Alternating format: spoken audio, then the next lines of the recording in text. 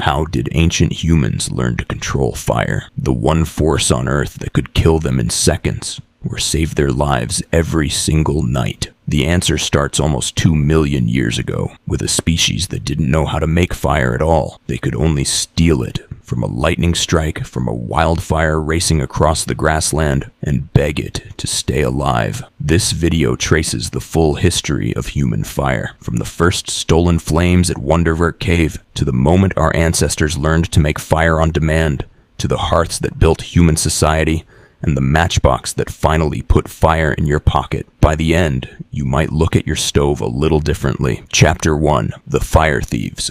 1.8 million to 1 million years ago. Around 1.8 million years ago, deep inside Wonderwerk Cave in South Africa, something changed. Researchers led by Leora Kolska-Horwitz and Michael Chazan found burnt bone and ash more than 100 meters inside the cave, far past where a wildfire could ever reach on its own. Someone carried that fire in, the likely culprit, Homo erectus. Not fire makers yet, fire keepers. They caught flame from natural wildfires burning outside, carried it inside on burning branches, and tended it like a living thing that had to be fed, sheltered from rain, and never, ever allowed to go out. This wasn't an accident. Keeping a captured flame alive for days or weeks took planning, fuel gathering, and group cooperation. One of the earliest signs of organized human behavior we have, and it may have changed our bodies. Anthropologist Richard Wrangham's cooking hypothesis argues that once fire made food easier to digest,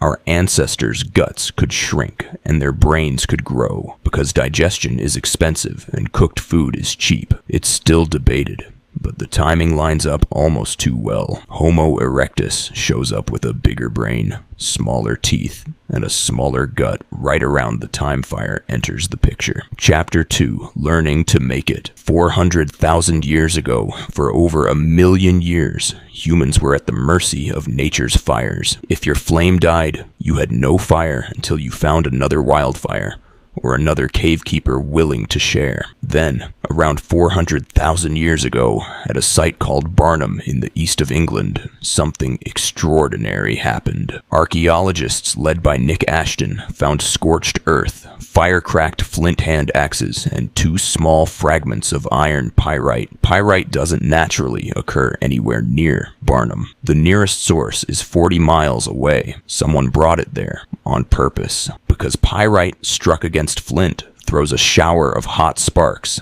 hot enough to catch dry tinder alight. This is the moment fire stopped being something humans found and became something humans made. And the species behind it wasn't even us. It was early Neanderthals, or a close ancestor, showing the kind of planning and technical skill we don't usually give them credit for. From here, fire starting spread and diversified. Wood-on-wood friction, hand drills, and later bow drills likely emerged around this same window, though wood rots and rarely survives in the archaeological record the way stone and pyrite do. 2 different technologies, the same goal: fire, whenever you needed it, not whenever nature allowed it. Chapter 3. The hearth becomes home. 100,000, 10,000 years ago. Once humans could make fire reliably, everything reorganized around it. Campsites stopped being formless. They grew a center, a hearth, and life arranged itself outward from that point. Sleeping here, tool making there, food prep somewhere else.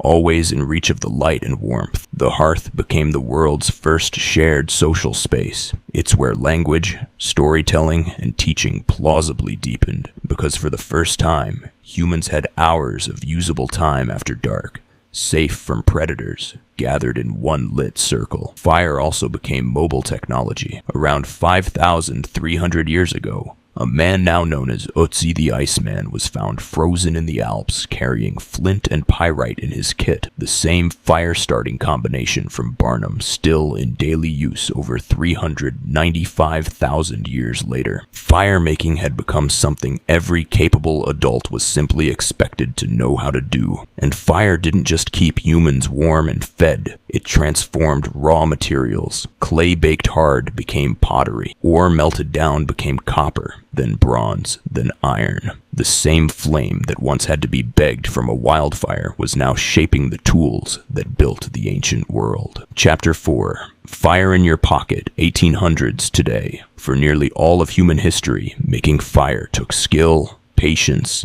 and the right materials.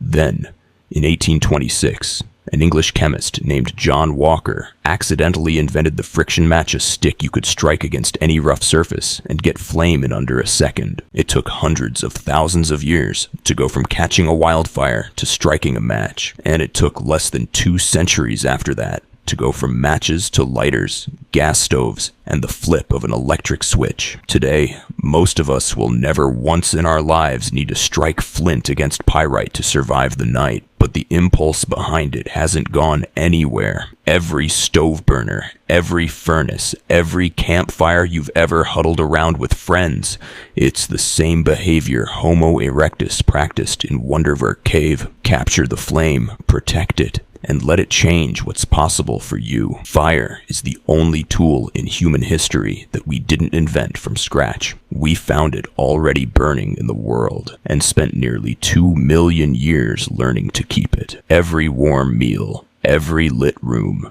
every engine that runs on combustion today traces back to a small group of hominins in a South African cave, refusing to let a stolen flame go out.